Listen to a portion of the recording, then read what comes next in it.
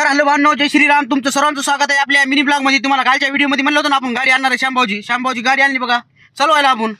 मग काय मार्केटला आलो याची गाडी काढून. इथं पुसत्या बघा, जरा साफसफाई करू लागली. मग आपली गाडी लावली एका कडेला आणि तितक्यात अण्णा आला बघा. अण्णाचा वाढदिवस आज. मी वाढदिवसाच्या हार्दिक शुभेच्छा भैया तुला. आणि त्याला म्हणलं चल कुठेतरी जाऊन येऊ चक्कर मारून. त्या म्हणलं चला यशवाडीला जाऊ. मग काय बजरंगबलीच्या दर्शनाला आलो आम्ही यशवाडीला. इथे जरा जास्ती पब्लिक होती.